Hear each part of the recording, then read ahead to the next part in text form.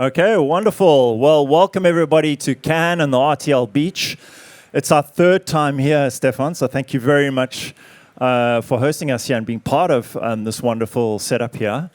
And my name is Sean Dix. I'm Global Head of Creation and Innovation at Ipsos, and I have a wonderful group of panelists here who I'll introduce in a moment. And the topic we will be speaking about today is, of course, you can see it on the screen, it's trust in the age of AI. So we'll get into that and talk to our panelists about that in a minute. So let me start by introducing, click on the screen, Merolda Dirks. Merolda is from L'Oreal. She's the Global Chief Customer Business Intelligence Officer. Merolda, yeah, sounds very cool. Merolda has been in L'Oreal for several years. I think you said 7. Worked at various companies and also countries, I learned. But you've also worked in South Africa, from where I'm from. So welcome. Thanks very much. We've got Connie Sackler from Zurich Insurance. You are the Group Chief Customer Officer. I have to look back to not get it wrong. And you have worked in Zurich Insurance for a couple of years, I believe, but you spent a large time of your working career in Belant and in the UK, which is obviously Lego. So thank you for being here. And then we have Ricardo with us from Nestlé, Purina. That's the pet food category of Nestlé. And Ricardo, you've spent a long time in Vevey. So you have 2 identities. One is obviously from Switzerland, and the other one I'll let the audience guess what it is. Maybe you can tell them afterwards at the bar. And then Sabrine from Opella. Sabrine leads the Global Creative Excellence Content and Partnership Initiatives at Opella and is responsible for the Wonka Factory, which is all to do with AI generation and content. So it'll be very interesting to hear what you have to say about that, Sabrine. And then, of course, Stefan, the CEO of RTL here in Europe. So let's get started. So a few things that I wanted to just set the scene with. A few stats. I'll go back.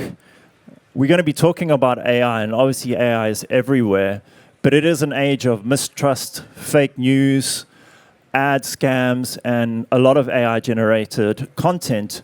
We need to ask ourselves, does trust have a place in the industry, and is it important to generate ROI for brands? That's what we'll be diving in today with the panelists. But before we get into that, I want you to cast your minds back to February, which is a big event in the US, and to show you one of the ads that was playing at the Super Bowl this year.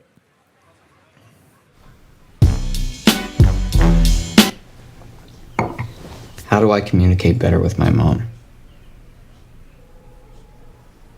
Great question. Improved communication with your mom can bring you closer. Here are some techniques you can try. Start by listening. Really hear what she's trying to say underneath her words.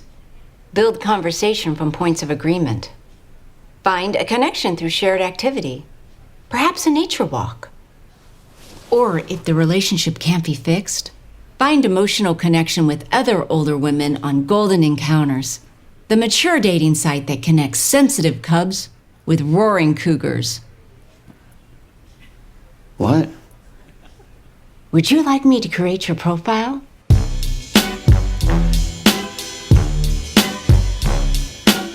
What's the difference between me and you? Me and you, me and you. So I'll just let that hang there for a moment. I think really, really clever creatively, and I could definitely show that to my teenage sons, or maybe not. I think we can all agree that AI has changed the way we behave, social media too. But if we look at some of the data, and I'll put a couple of data points up right now, to just see from our AI monitor that is conducted in 32 countries amongst more than 20,000 people, we can see that mostly people are quite positive about AI, actually. And more than half of them said that AI has a potential, benefits of AI for society will outweigh environmental causes. Or we see that 2/3 say products and services using AI will profoundly change the way that they behave in the next couple of years. But we also see that 17 of the 28 countries that we asked this question to are less likely to think AI brings more benefits than drawbacks, which is an interesting fact and brings me to my next point, is that the level of excitement has diminished quite a lot outside of Asia. if you look at this chart, and obviously you can't probably see all the countries, but the top country is South Africa, where I'm from, and the bottom country is Germany, where I live today. And you can see the big change in excitement over AI. And in that sort of bucket of countries that have less excitement is also the UK, the US, France, and other countries like that. So it seems to be one of the trends we're seeing in the market, at least amongst consumers. And if we dig into that a little bit deeper, we also see that there is mistrust when it comes to generative AI, and less if they know the answers. So almost 0.5% are saying there's some kind of discomfort with generating AI if it's led by advertisers. And if we look at France, that data point goes up to 60%, and in Germany as much as 73%. Of course, these are general consumers, but those are the people who use our products and services today. So what have we learned from advertising effectiveness? We're here at the Festival of Creativity. Of course, high level of creativity can help us overcome these, but what we've learned from our data is that having a high level of creativity and a high level of empathy can help your brands be successful in market. And I would almost say that empathy is a surrogate for trust. If we can get that right, we can do wonderful things. So we'll dive into that with the panel and see what your thoughts are on that a little bit later. And then finally, I'm going to show your RTL video, Stefan, and we'll dive into that in the second part of the panel and then start the questions. In an increasingly polarized and fragmented media world, overwhelmed by voices, the truth gets harder to find. Fake news. Fake news.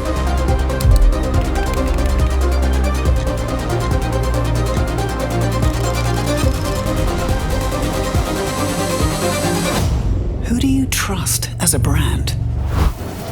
Real journalism cuts through the noise. Trust is the superpower of our industry. Our DNA is storytelling.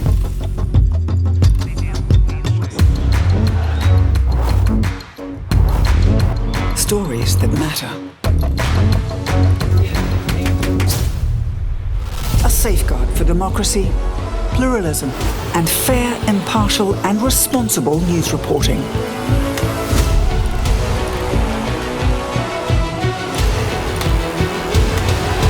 Brands shape the world they advertise in. Support trusted media. Choose impact that matters.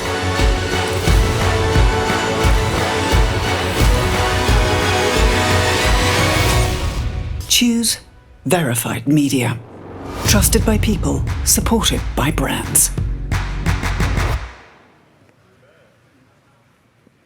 So let's get into the first questions for the panel. And the first part, which is all about why trust matters for brands. We're going to start with you, Merolda. And my first question is, L'Oreal is a company that probably prides itself in consumer centricity, has many fantastic brands around the world that are very successful. How are you dappling with this colliding of the two worlds of trust and AI? Is it a problem for you? How are you managing that? I don't think for us it's a problem. I think the two coexist. Trust, though, is for us very important because we deal with a lot of brands and products that go onto people's skin. So it's important that they are trusted, products are trusted, brands are trusted. And we have a strong AI policy within the company to do that. But I would say beyond, being a strong consumer-centric company, we are above all a company of science and creativity. And that scientific heritage of L'Oréal, which goes back 116 years, really, is the background and the backbone of building trust in our brands.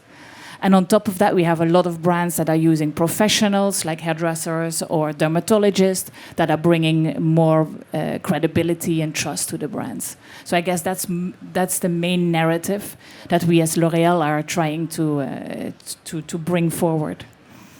Great, thank you. So Ricardo, Perrine, you're dealing with pet owners and pets. Obviously, nutrition is key, and you mentioned you've had a lot of experience in this space. What is your view on the matter? Yeah, so by definition, we're in the business of nutrition. So trust is paramount, is not negotiable. However, we are by nature as well very searchable. It's a category that requires a lot of questions, from what type of breed, how do I adopt my puppy, how do I bring my kitten home, my dog is having this issue. So there is a lot of native desire to go and search for questions.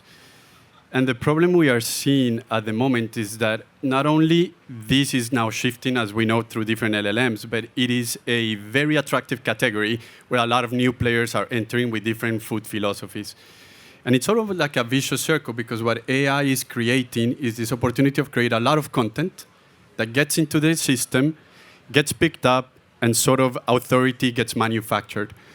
And not that we've cracked it, but we're really working hard to make sure that we can take a stab at it, because whatever happens in the food you give to your pets is going to last a lifetime. We need to make sure that as a company, as a leader company, we are taking the first step to make sure that trust is for the benefit of the pets and, of course, the pet owners. Makes sense. And then I assume, Severine, for Opella, it's very similar, because you're talking about healthcare products and everything to do with people and their conditions. So how are you dealing? And you're doing a lot in social video and things like that. So I'm interested to hear your view on that. Yeah, that's true. I mean, Opella, we operate in healthcare. We are FMCH, fast-moving consumer health company. So obviously, for us, it's not only about building trust. It's about the fact that our marketing is about the truth.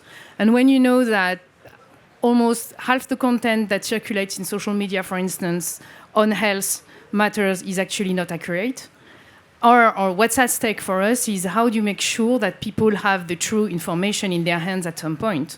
And as you know, I mean, all of us, we do that. Now, the first thing that people do when they have a health matter, they ask ChatGPT. So health is one of the 4 topics that are most requested, most searched by the people. So then AI comes in and helps us with scaling the truth. That's how we use it. Great. We'll dive into that a little bit deeper in a moment. Connie, you spent, as I mentioned in the intro, a large proportion of your time at Lego. Now you're at Zurich Insurance. That's quite a journey from Lego to insurance. How are you dealing with that from an insurance perspective? So I was with Lego for 33 years, and at Lego, trust, of course, was paramount to selling any brand to kids that they would play with, put in their mouth, etc., etc. So I come from a company that had high ethics surrounding trust and communicating about trust and being open about that. And then moving to Zurich, which is a 150-year-old insurance company, they also have a history of being very trustworthy and being reliable and being there when things go wrong.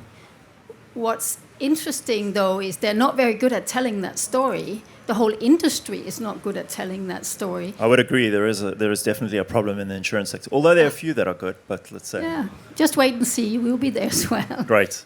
But if I can just add to that, so, for example, in the UK, we kind of pay out 97% of claims, and that's the same in most countries, but we don't tell anyone.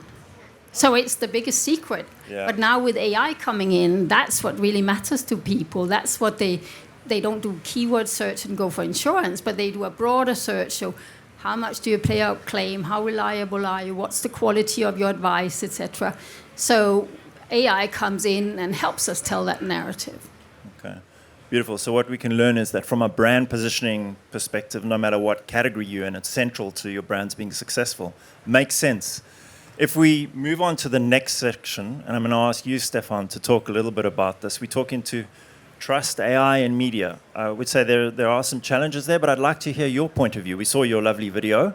Yeah. What is your perspective on the industry, and how are you seeing giving guidance to advertisers like the folks we have here on the stage and what they can do? So obviously there's a lot of noise at the moment with digitization, deepfakes, algorithm, AI, which is causing a lot of, let's say, challenges and discussions. What is clear at RTL, we've been always very much listening to our clients, and we call it client centricity, obviously, but we're listening. And what comes to my mind, having a lot of discussions with CMOs, as trust is or seems to be back and seems to be the ultimate currency. I was really happy to hear you guys talking about trust. I was really happy to hear Melanie in the previous panel talking about the importance of trust. But I was attending a CMO dinner yesterday, and I also heard that there is a trust, let's say, lack of trust at the moment amongst brands because of this noise. So we need to pay attention to that. RTL is here in the middle of this beach with a lot of big players and digital players around us, and because a lot of companies are claiming to be trusted, and for our perspective, trust is not something that you claim, it's something that you earn, right? And you earn on the long term through real actions and consistency, and this is what we're trying to do at RTL with our business partners and our all the broadcasters that we represent across Europe. Okay, good. Séverine, I'm going to dig a little bit deeper into the Wonka factory, and if I understood correctly, you're doing a lot in generating content for social, different social channels. How do you manage that? Isn't that a difficult thing to control and manage if you're generating, I don't know if it's hundreds or thousands of ads in near real time? How do you make sure that those health messages that are so integral to your brand's identity and your positioning remain part of the story there? There's a big human component to it. So we started to explore AI as a creativity tool, as a creative enabler 2 years ago, because we needed to be able to produce content at scale. And we felt that the value of the content and the quantity of pieces of work that we needed to put there, we needed some engine to empower that. And actually, our factory, so it's 50 people, but everything is human first, human last. So basically, it all starts with a creative brief. We have talented people behind the brief, and the machine helps to deploy, and the machine helps to prompt, but the idea is generated by a human being, and the control of the health messages is still done humanly, and that's also because for the moment we haven't found a way to do it technically with AI that is trustworthy enough, so we just don't do it. Okay. So we know that everything that we put on air is actually, accurate, and in my industry, you can't do another way. Yeah, no, I thought as much. So the machine is in the middle almost, or the AI is in the middle. Yeah, it's really an enabler. Yeah, okay, got you. Ricardo, you mentioned having done some work with LLMs in the pet care industry, and you'd had mixed experiences with that, particularly for nutrition. Could you elaborate a little bit on that, and what challenges that brings to the industry when you give us your example of what you've done? Yeah, and it's really that is very deep for us, because whatever recommendation is being read or taken by an LLM, by a consumer, if it's wrong, it's going to impact the life of your cat, of your dog forever. So we're very conscious on that. We have not cracked it. We are trying. We take a 4-step approach, whether we start with authority, authenticity, consistency, and measurement, to try to make sure that whatever we're saying, of course, we have the authority. We've been in this business. We're leaders. We have more than 150 years just looking into it. How do we partner? We have our own Purina Institute, which kind of shares the total health of it. We partner with our professionals, whether that's vets or breeders. We also have the part of transparency, authenticity. If we do something with AI, we, of course, comment about it. We have consistency, a little bit of what you were saying, making sure that our messages, as serious as they need to be, and whether we apply creativity to them or not, are consistent no matter what we do, and try to measure constantly how that is evolving. It's not a science we have cracked yet, but because it's something so important for us as an organization, for us as a brand, and for our category, we definitely are giving it a go at it. And you spoke about the importance of signaling when we were speaking, right? Yeah, and actually Rory and Melanie were talking about it. The medium that you use also signals something. And while in the past, of course, we were using different mediums like TV channels, now I think more than ever, this is helping us relay a message. And especially in a moment where certain channels we use will signal trust, because only some can afford it. We are taking a very deliberate way of understanding this, not only because we get good econometrics on it, but also on the trust factor that we want to put through how our brands are advertised. Great. So, Connie, how does Zurich Insurance manage all of this, manage the intersection of, or the choice of media when it comes to all of these different obstacles and challenges we've just heard about? Is it any different? Well, we're moving to a different situation, I think, but what gets increasingly important for us is to be in medias that can be trusted. So I really liked your video that you played before, that we don't end up in a context we can't control, or there's not other content that is lies or political driven, etc., that sits besides our brand. So we try to avoid being there. And then, on the other hand, we need to be more engaging directly with consumers, as community is more important, social media is more important, Reddit, you name it, Trustpilot, those kinds of things. And coming from a fairly humble Swiss company where we don't brag about anything, that's a culture change for the organization. So we need to kind of put the facts out there and sell ourselves a little bit better, but sell ourselves in media that can be trusted, that are good partners, and that brings the same ethical approach to the market. Very good, very good. Meralda, the world of makeup, it's all very different. I know, obviously, L'Oreal is, if you look at your spend, doing a lot with influencers, co-creators. Just a personal opinion, I don't know the answer to this, but maybe you do, because you work there. How do you control that? How do you make sure that those co-creators and influencers do what you need for the brands that you have there? Because if I understand, it's almost half of your budget is going into this. I might have a little bit wrong. It doesn't matter. Let's go with half. How do you make sure that they are transporting the positioning of the brands, and how is L'Oreal dealing with that? Well, I'm, of course, not the one that is leading the advocacy and influencing team. But as you know, that L'Oréal has super strict standards around that. So when we are talking about co-creators, affiliates, influencers, we have a value match system where all our creators go through a value match. And if they don't meet that, then they are not selected to become into the pool. We don't choose creators that are targeting children below 16. So, we have a whole set of criteria that we as a company value a lot, and that then the influencers need to meet. So that's how we deal with that. And from a measurement perspective, are you managing that somehow to make sure that everything is covered? Yeah. So at L'Oréal, we have a very, I want to say, holistic measurement system. We call it BET-IQ. Which is basically a very extensive MMM looking at all the channels, and then an internal model to say, okay, which are the channels that are actually building the short and the long term. So it's and that it comes back to that message of trust. If you're choosing channels that are not building the long term, then you're only selling for today, and we know that doesn't work because we are in the business of creating demand, right? We are in the business of creating ideas and creating demand and capture it when it's needed, but we cannot just capture if we don't create the demand. So we need both. Okay, good. Any final words from you, Stefan, on this topic?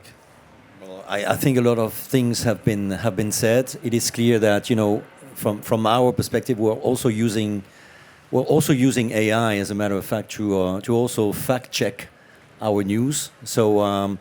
And obviously, we're using it as a tool. It's always within, a compliance framework and human verification.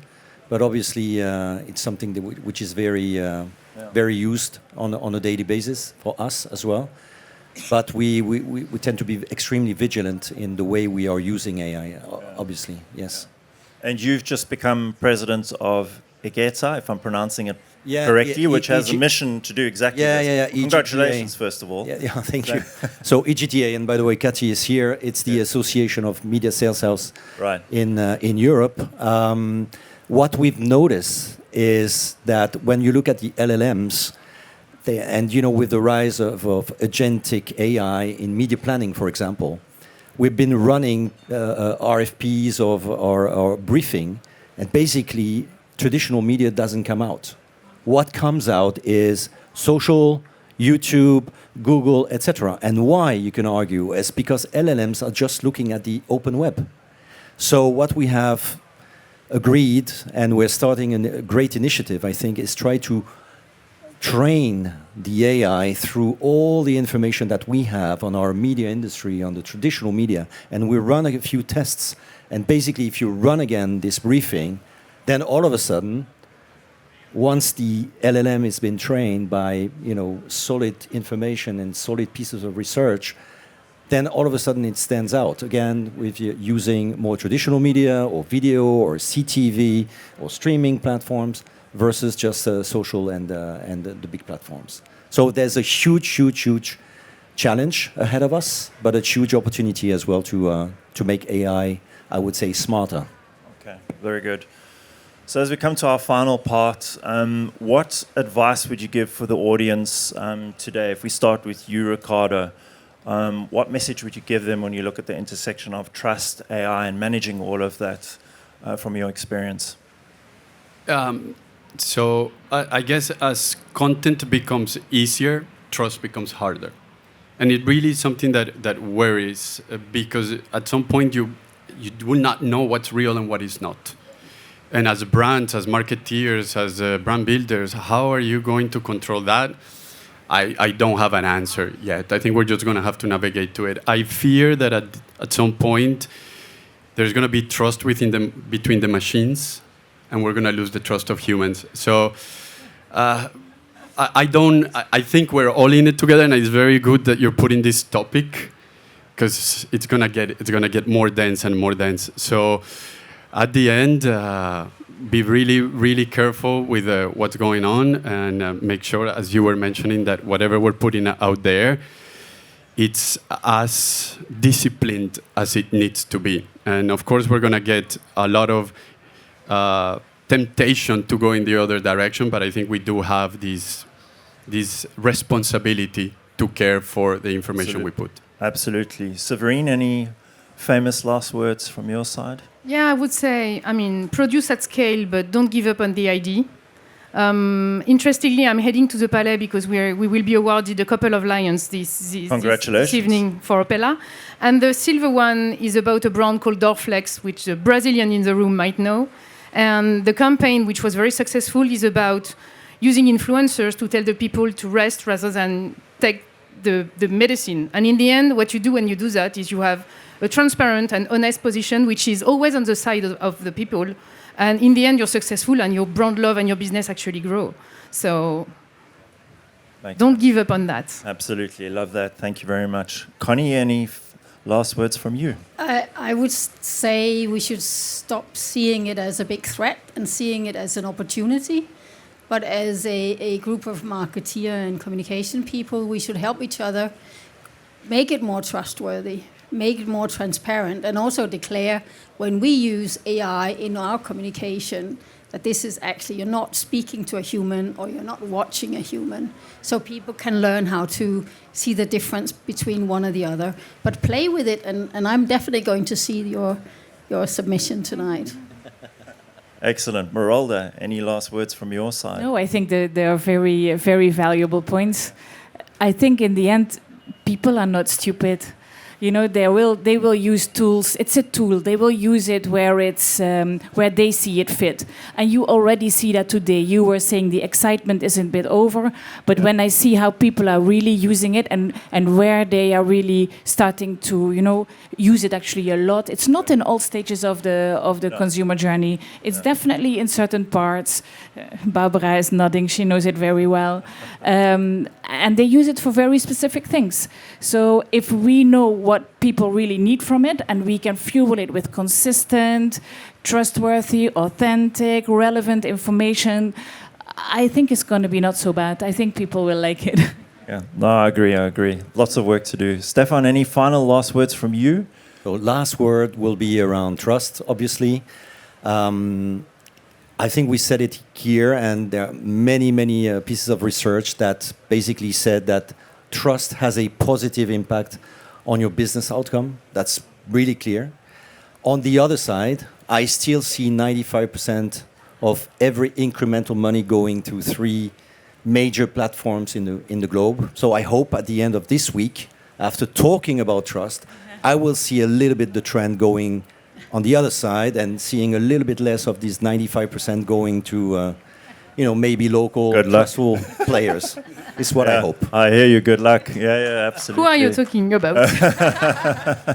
Well, I mean, there's good thing. There's research companies like Ipsos who can help people like you guys navigate the social media platforms. So this is definitely something, do your work, know your consumer, use the machines and AI to help you. I think I agree with you, Meralda, completely. It's an exciting opportunity for us. It's how we use it, this different system, and not forget what you said eloquently, all of you, putting the brand positioning at the center, the heart of it, and not forgetting that, right? That's very important. At the end of the day, even if we are using content generated by AI, whatever it is, there's a human at the end, and we want to make sure we talk to that human and convince them about your insurance. Connie. So I think we're at the end. Thank you very much for joining me. If you've got any questions for these guys, if they're around, I'm sure they'll be happy to take one. And thanks for the opportunity. Take care. See you. Thank you. Thank you.